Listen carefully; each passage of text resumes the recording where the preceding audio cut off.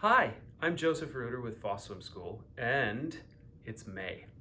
May is Water Safety Month, but May is also the time when we get really excited about summer coming. In May, we pay extra special attention to maybe the downside of being around water. While we can love water, there's also a risk. And us, like other organizations, take May to help people understand better what the risks are and to prepare themselves and their children for being around water in that happy, happy time of summer that's coming soon. This year we've done a live stream and it's with a author. Jean has joined us to talk about her book where the pictures and the stories of her book help increase the likelihood that you can have a positive experience talking about water safety with your friends, your family, and your children. And we are so happy that she's here. She's written a numerous numbers of books, translated into 15 languages, I hear, and over 20 countries. I haven't been to those countries, but we're happy that she's here with us to talk about water safety. So without further ado, Jean.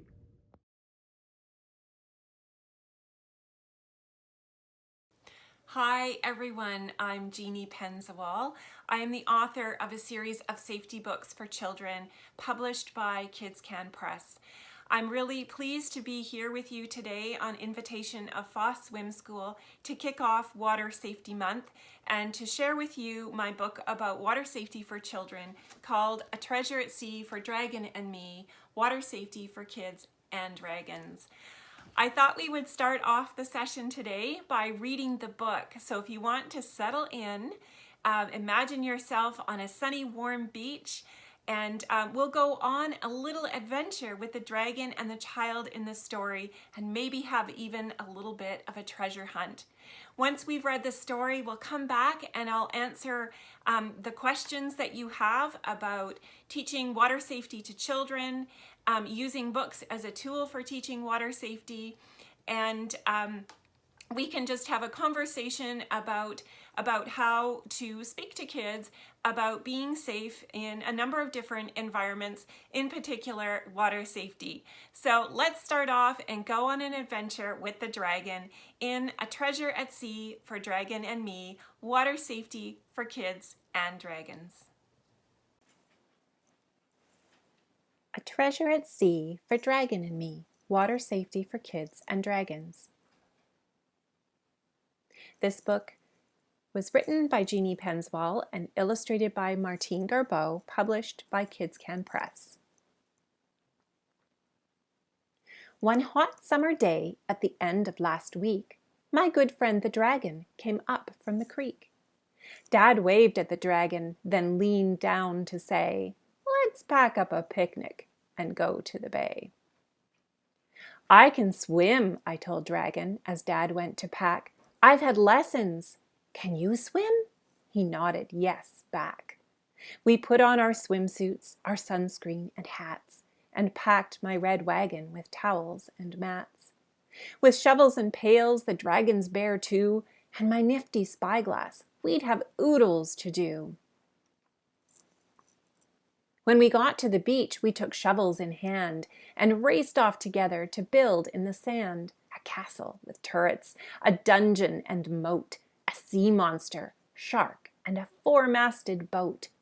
"Hey, dragon," I said with a wink of an eye, "there's pirates about. Did you see them sail by?" I jumped up and snarled, feeling rough, tough, and bold. "Let's follow those pirates and capture their gold." The dragon was eager to join in the fun, so he sprang from the sand and he started to run. With a leap and a bound and a dragon-sized hop, he was into the water before I yelled, "Stop!" "Hey, matey," I said, "even pirates can't swim till Dad comes along and says it's okay to go in." Dad looked in the water and checked the beach sands for rocks, glass, or tins that could hurt feet or hands. I flourished my spyglass up to my eye, scanned the horizon, inspected the sky. "Captain," I said, "it's calm and it's clear. There's a lifeguard on duty. We've nothing to fear." Dad gave the okay. Then making a dash, my buddy and I went right in with a splash. The dragon stretched out like a great pirate ship, and I grabbed his tail by its very green tip. "Ahoy, mate," I sneered. "Could that dock be their lair? Let's check if that scurvy crew left treasure there." But no loot was found, though we searched every spot, not a coin nor a gem from that unruly lot. "Well, keel haul the crew, let's watch where they go, then check in the water for treasure below." We climbed on the dock, and I sat looking out. Then I noticed my buddy and let out a shout. The dragon stood poised and was ready to leap, but he hadn't checked first if the water was deep. "Dragon, don't jump, it's shallow," I said. "Don't dive off this dock, or you might hurt your head. Instead, you landlubber, watch this, look at me." And walking the plank, I stepped into the sea. Waving at Dad and then plugging my nose, I turned upside down and I waved with my toes. I surfaced again for a quick breath of air, then dove to the bottom to look for loot there. When I came up again, to my great dismay, the dragon was heading out into the bay. He'd crossed the buoyed line to where deep water flows, and all I could see was his tail and his nose. He was chasing the pirate ship right out to sea, but I knew that my buddy should stay close to me. "Hey, dragon!" I hollered, and Dad hollered too, but he couldn't hear us. A shrill whistle blew. The lifeguard swam out, a rescue at sea. She brought that big dragon back safely to me. "The water out there is way over your head. Swim here with your buddy, it's safer," she said. My poor friend the dragon, his head hung in shame, hiccuped, then sneezed, all smoke and no flame. "It's okay," I told him. "You're safe now, you're fine. Let's go back and swim, but stay inside the line." We splashed in the water, two pirates at sea, swimming together, the dragon and me. Then my heart skipped a beat, you'd never guess why. A note in a bottle was bobbing close by. Could it be? Do you think? Would it tell us the way? Could there really be treasure somewhere in this bay? I pulled out the cork and the paper inside. It was a map! I opened it wide. It showed the whole bay as clear as could be, the dock and the beach and the twisted old tree. "Up anchor, set sail, let's head for the beach. A treasure is buried close by within reach." But scuttle the scuppers, we ran out of luck. Our ship ran aground in the seaweed and muck. I stepped overboard and ran down its length, then leaned on the stern with all of my strength. I pushed and I shoved and I pushed a bit more till I'd shoved that big dragon up onto the shore. By Jove and by Jimmy and by Jenny too, let's rescue the loot from that mutinous crew. We followed the clues leading in from the sea, then up from the beach and around the old tree. Two swashbuckling pirates, all sandy and hot, we finally stopped over X marks the spot.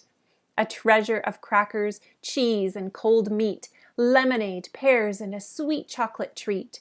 Pirates we are, an unruly bunch, but even a pirate gets hungry for lunch.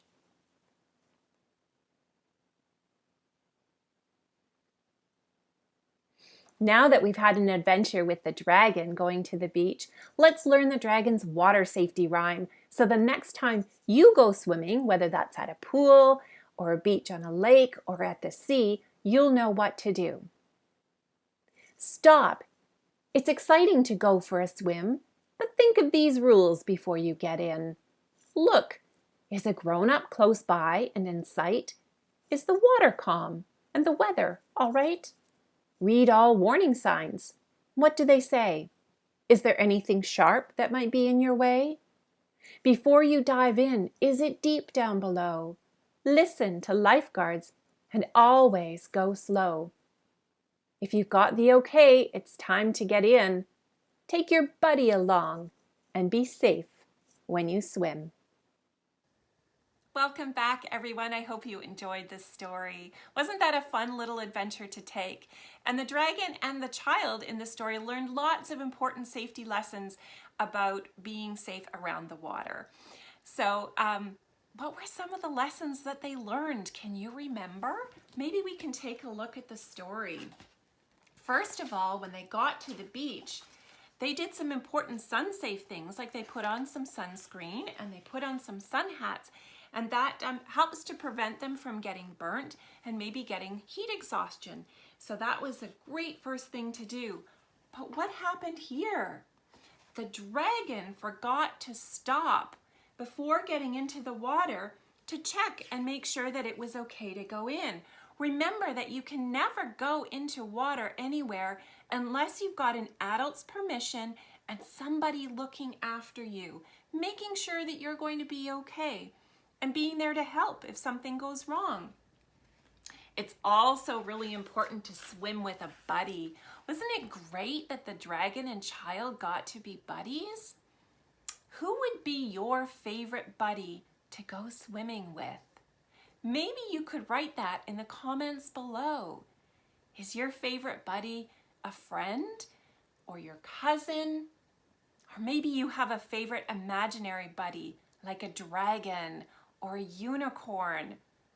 I wonder if unicorns know how to swim. The child and the dragon know how to swim. They checked first with each other, didn't they? They'd had swimming lessons, and having swimming lessons is a really important part of being safe around water. They also learned to look and to make sure that the weather was safe.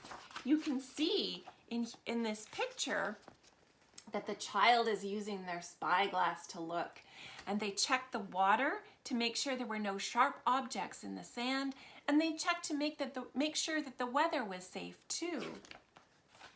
And then the other important thing to do was to listen. And there was trouble at one point, wasn't there? And the lifeguard had to blow her whistle.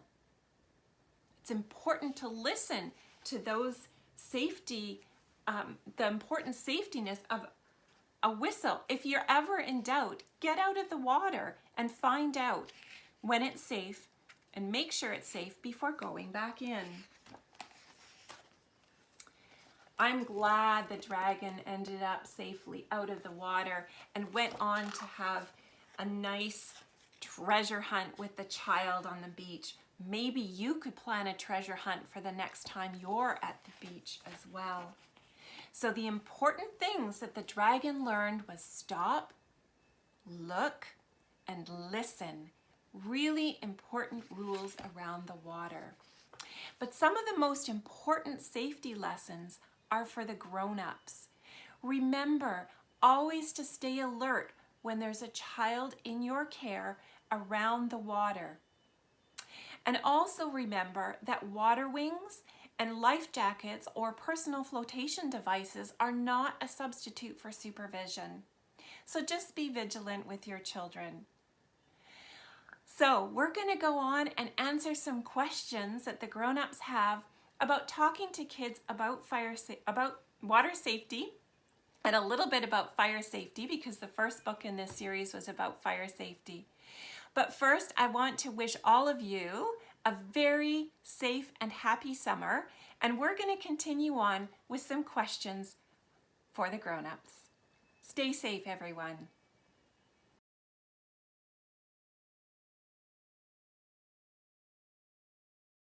Hi again, everyone.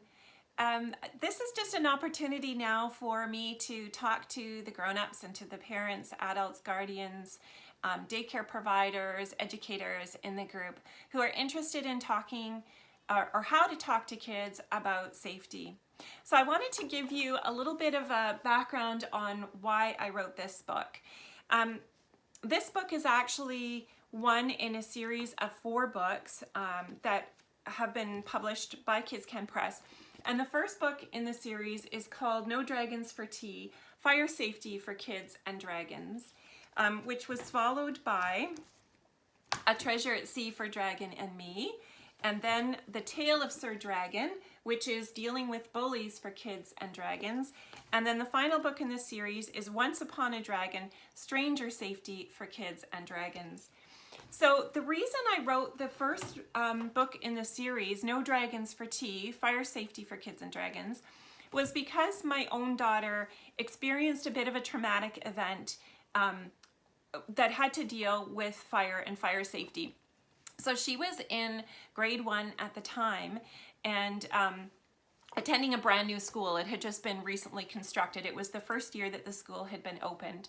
And one day the smoke alarm in the school had gone off, and they'd done a number of drills at the school before this so that the children were aware of what the sound of the smoke alarm was, or the fire alarm was, and what they were expected to do when the alarm went off. But usually they were given some warning when this was going to happen, so it wasn't something that was unexpected. This day there was no warning, and the teachers were not aware of what was happening, so the alarm went off, and it was a real alarm, and they had to respond in the ways that they had been trained and practiced doing. But there was an added element of fear because nobody knew what was happening. Nobody knew why the alarms were going off. There was no smoke evident in the school. But the kids, it was middle of winter, and in northwestern Ontario where I live, that means it was probably 20 below. And the kids all had to go outside. They couldn't stop to put their jackets on. They couldn't stop to put their boots on. And they all ended up going outside and having to wait outside. And the fire trucks came, and the firefighters came out of the vehicles, the emergency vehicles in full firefighting gear, went into the school to try to find out the source of the alarm.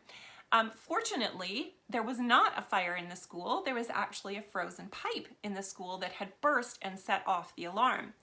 But what happened with my daughter, who was 6 years old at the time, was she became very afraid of the alarm and the uncertainty that goes along with the alarm. And it got to the point where she would say to me at nighttime, "Mom, what do I do when the house burns down?" And I tried to tell her that, it's not likely that the house is going to burn down. We have certain precautions in place and we're very careful. But she asked me to promise that the house wouldn't burn down. And that was not something I could do, because the reason we teach children about safety, about fire safety or water safety or stranger safety or bullying or any of these other safety things is because things can happen. We can't make those promises. We can't definitively make sure that our children are safe all the time. So what I realized was that she needed to be empowered through information. She needed to know how she could have some control over that situation herself. So being a writer, the first thing that I did was I went to look for a book about fire safety. And what I found were a lot of books that talked about how you don't play with matches, how smoke is poison. They were all very condescending, and they were frightening. They made her feel more afraid of fires, and in some ways made her feel like that a fire could be her fault. The playing with matches, the hot pot on the stove. So what I decided to do was write a story myself.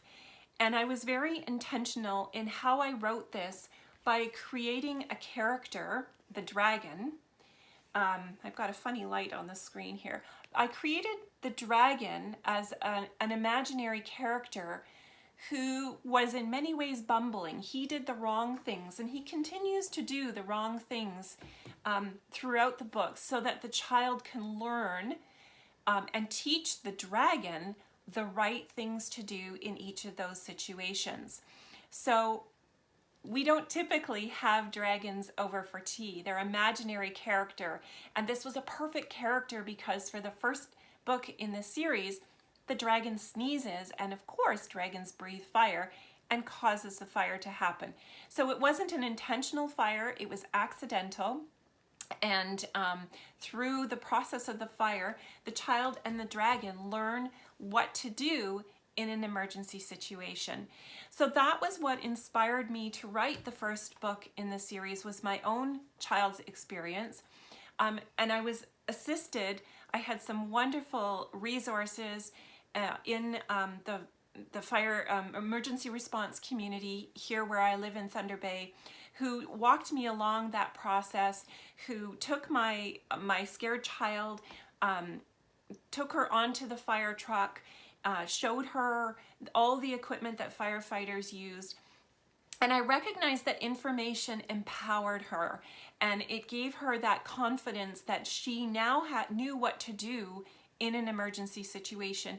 And she was able to learn how to do that through a story that didn't make her more fearful. So that was what was really important to me, and that was the inspiration for writing the first book. I then went on and wrote, the second book was the water safety book, and you'll notice that that in this story there's a couple of things that kind of reference back to the No Dragons for Tea. At the end of the No Dragons for Tea, they talk about the next time the dragon and I want to play, we'll pack up a picnic and go to the bay. So this is what they do in the second book. So it segued quite nicely into a story about water safety. And then at one point in the book, the dragon sneezes in this story as well, all smoke and no flame. So in the first book, it's the dragon sneezing that causes the fire. So it was kind of nice to kind of build on the original concept of the first book and bring it into the second story. So then I did write additional books, including Once Upon a Dragon, that looks at water safety, or sorry, this is stranger safety. For kids and dragons. So again, I put the characters into an imaginary situation that is distance enough from reality that they're able to access the important safety information without becoming more fearful. And then, of course, the last in the series was The Tale of Sir Dragon, which is dealing with bullies for kids and dragons. So that was the inspiration for writing each of these stories. Thank you so much. That was a great question. We'll go on to the next one.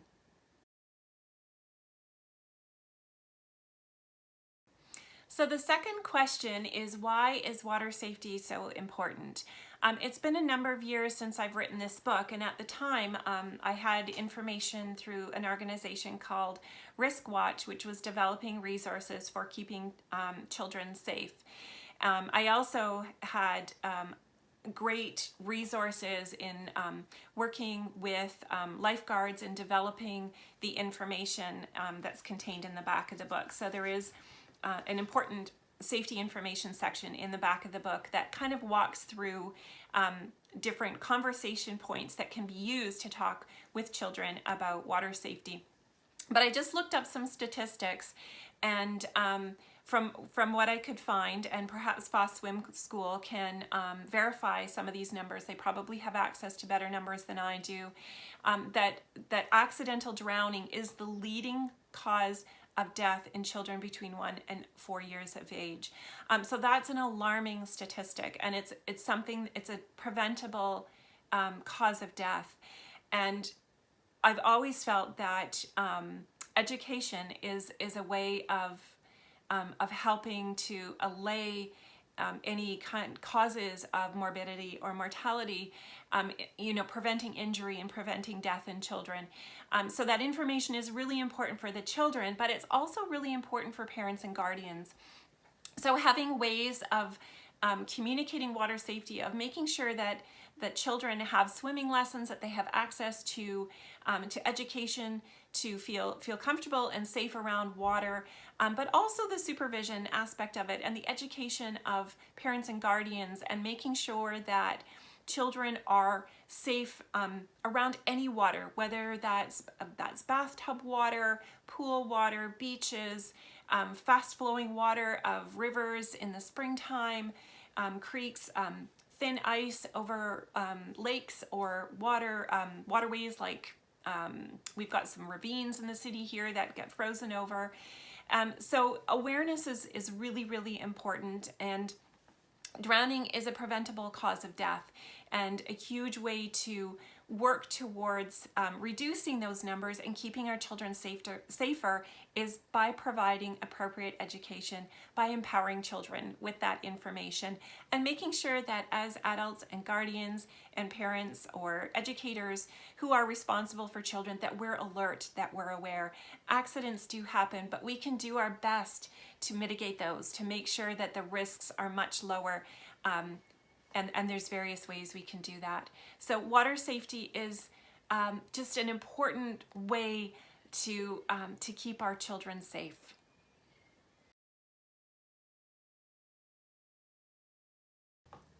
So the next question is, what is the best way to teach water safety to younger kiddos? So I think that education, obviously, I think I've kind of mentioned that a few times, is really important. Empowering children with safety information. Swimming lessons, absolutely. Having access to swimming lessons is very, very important. And also patterning behaviors. So as adults, when we're around water, when we're in a boat or a canoe, that we're putting on our personal flotation devices and patterning the appropriate behavior for the children in our care and the children who are observing us. I think that's really, really important. And then also just coming alongside children and creating a safe space for them to learn. Just knowing that I was a very reluctant swimmer as a child. I was afraid of the water.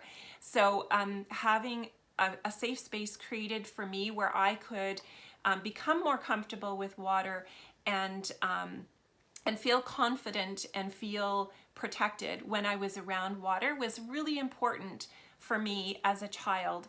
And those I think are things that we can easily do as parents, is just recognize that some of our kids are going to be really adventurous, and we're going to need to rein them in and make sure that you know, that they're using the stop, look, and listen before getting into water, that we're making sure that if we have a pool or if there's a pond on our property, that we have taught our children about it, that we're supervising them appropriately, perhaps fencing off the areas that are not safe for young children, are important things to do.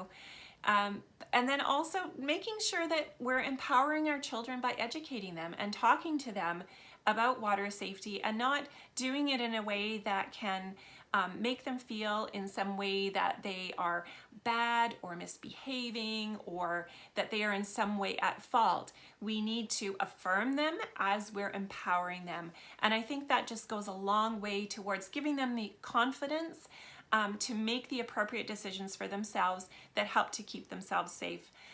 The alarming statistic of young children drowning just again re-emphasizes the importance of adult supervision and making sure that we're doing the best that we can to keep the children in our care safe.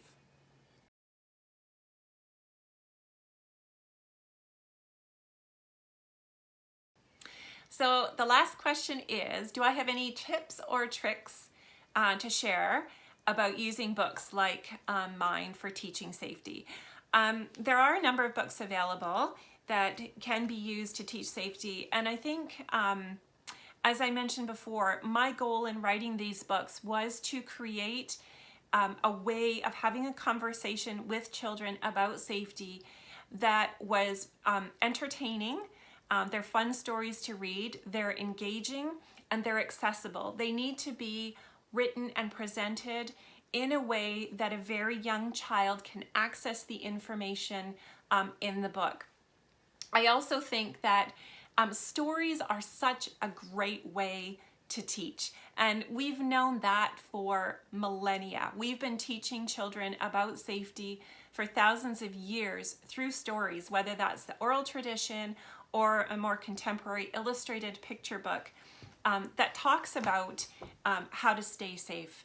And it's such a great way to engage a child with colorful illustrations, with characters who are imaginary, so they don't have to feel so intimately connected and maybe threatened by what's happening to that character, because the character is not real and never is real. You aren't ever really going to have a dragon over for tea that's going to sneeze and catch your table on fire. So the child can have enough distance from the reality of those situations, and yet at the same time have access to the safety information in the story, which I think is really, really important. These books also all contain, at the back of the book, I worked with various education, whether they were fire safety education officers or lifeguards who taught swimming lessons. I worked with, for the Once Upon a Dragon, I worked with some social workers and some community police officers to talk about keeping children safe from strangers. And so what I did was, at the back of each book, I've included a safety rhyme, which children can then memorize and learn. They're fun. They're written in rhyming verse, so kids are more likely to remember it and be able to recite it. So the Stop, Look, and Listen provides a framework for the water safety book.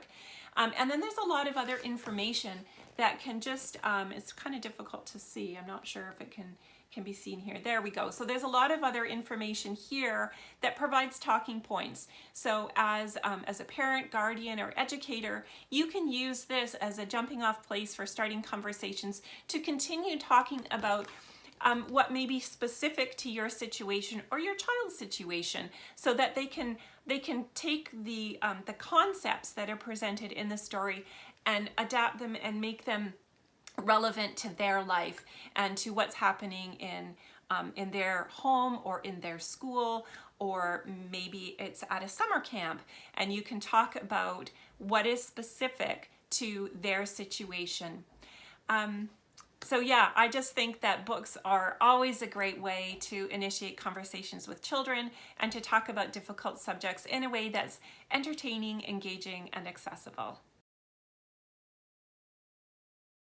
Thank you so much again to Foss Swim School for inviting me here today to come and chat with you about water safety and to kick off Water Safety Month, and to share with you my stories about water safety, stranger safety, fire safety, and bullying.